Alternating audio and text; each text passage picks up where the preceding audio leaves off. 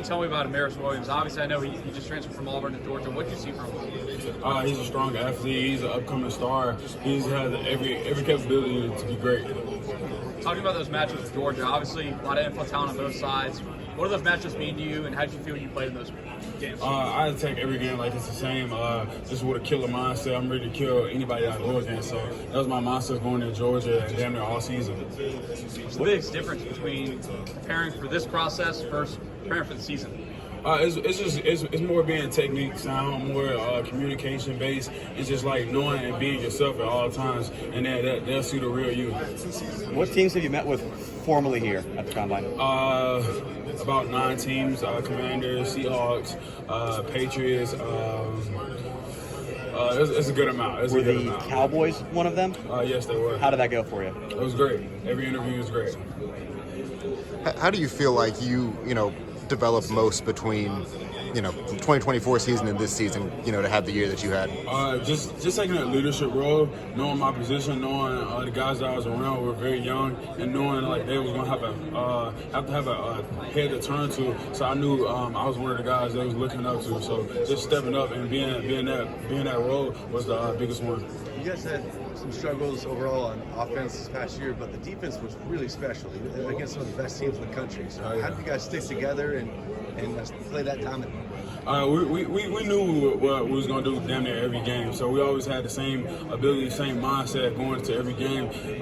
When you got a guy like Dirk, he brings the energy, effort. It's hard not to reciprocate it. So that was always our mindset. It's been 3 years since the SEC won a national championship. Yeah. What do you think of that gap? And what do you kind of think of the narrative that's gotten out there that the Big Ten might pass the SEC? I feel like it's dependent on the team. Like you got to have the right kind of guys that's around in a certain program to be able to be great. So just having a certain mindset to be great on offense and defense, some success will come behind that. Do you think the Big Ten has passed the SEC? No. What would be your message to the guys at Auburn who stayed through the coaching change, and had to navigating all that but stuck around? Consistency and give your best. Like that's probably the biggest one as far as like now, because everybody gonna see your best. You got to put your best foot forward, and knowing that you're gonna give it all you got. That's you don't want to have no regrets when it's all said and done. Keyron, have you met with the Tampa Bay Buccaneers? Not yet. Are you scheduled to? Do you know? Not sure. What do you most want to show this week? The real me. I'm always trying to show the real me. I'm always trying to be the most confident I am. Just being me, and they'll see who I am. A lot of people, when they see Falk and his strength and everything he brings, his length and all these things, like what makes you you? I mean, you're talking about being yourself this week, but what sets you apart as a player? Hell yeah, I'm a killer. I'm a dog. No matter what it is, my mindset is gonna always be killed. So I'm gonna be the one not to get killed. So that's just my mindset. That's how I approach damn near everything, and just being relentless in what I do and setting that tone. I'm always set the tone no matter what it is. If it's the first play or last play, it's not gonna be a difference in who Keyron Crawford is. Is there any signature technique or a way that you win that sets you apart? My mind. I win with my mind. I win because you got to win with yourself. You got to win with your mindset, and that's how you're going to approach everything. Winning with your mind, it's going to be hard to lose. It's a two-parter. Growing up, who was your sports hero? And the second part, coming up to this level, becoming a hero yourself, how do you want the kids to perceive you as a hero? I grew up playing basketball, so I'll say just be willing not to be have all one eggs in one basket, because there's a lot of opportunities, a lot of doors that can be open if you're willing to spread those eggs. So I'll just say by spreading your eggs around, it can definitely become a great opportunity for us like that. And what was the second question? How do you want the kids to perceive you as a sports hero? What message is it you want them to growing up to be? Don't be scared. Don't be afraid to speak your mind. When you speak your mind, you know somebody's gonna always get your best. You know that they're gonna always get the genuine you at the end of the day. So just being yourself and being who you are, just stay true to yourself.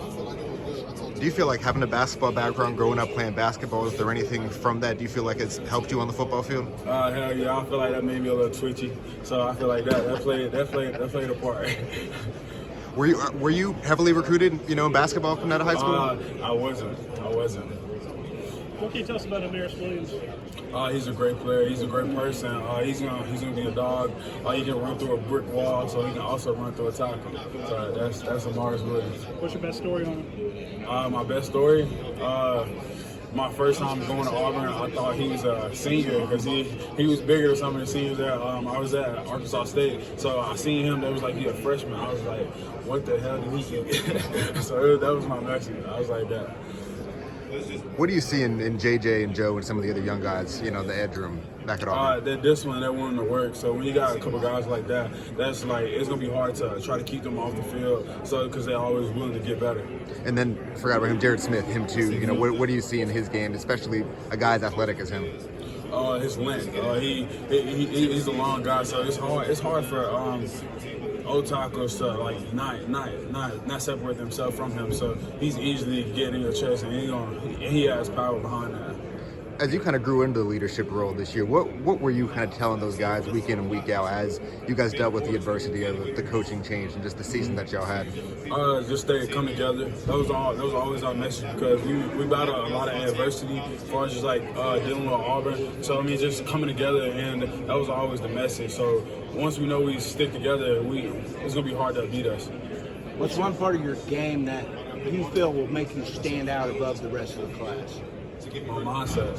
It's like that mindset is like the biggest key to everything. I feel like when you got the mindset, it's a kill to be killed, and no one can mess with you. Like you gonna go in every room feeling like nobody can mess with you at the end of that day. So just having that mindset, like nobody messing with you, that's like untouchable.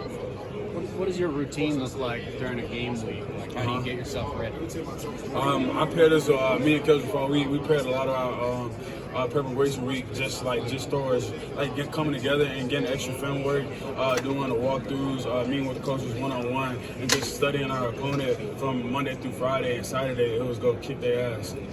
What's the energy like on game day? I'm turned. I'm on 10 all day. I'm gonna set the tone no matter what. They didn't want me as captain as much because I was gonna talk walking up towards to go shake hands. So it was just more we're gonna say the dog for when that whistle blow. Have you met with the Houston Texans? I haven't. What about Indianapolis? You met with them? I haven't. The Chargers, Seahawks, Raiders, Commanders, and a couple more. That's all. I haven't.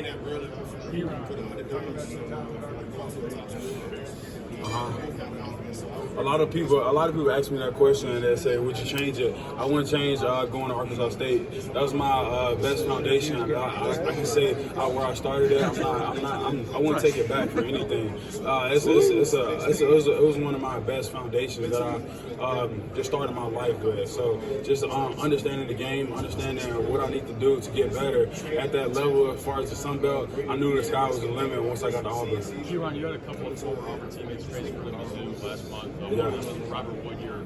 What can people expect out of Robert? Robert a dog. He's a Mike linebacker. He's going to communicate. Very sound, technical. He plays physical. So Mizzou got a good one. And then Kensley Houston. I know he didn't play maybe as much, but same question. What can Mizzou expect? He's the same as well. We got a lot of dogs on defense as far as Auburn offense as well, but you saw a lot of dogs on defense on Auburn. So anybody that gets an Auburn player, they should be thankful. When you meet with teams down here, what do you tell them is your best strength? My best friend, just me, my mindset. My mindset is damn near everything that I do. I approach everything with my mindset, and just being a killer, being a dog, being a person nobody's gonna be scared of. I want nobody scared of me because I'm gonna make you scared of me at the end of the day. So that's just my mindset going into everything. What was it like rushing with Keldrick Falk? Like what does he bring to a defense? Keldrick's technique sound. He's one of the best players I've ever played with. I've seen a lot of techniques and things that he did that I didn't see older guys doing once coming into Auburn. So Keldrick is like he's an older guy. He's an old head to me. So like I look at Kel like an old head. So he's technique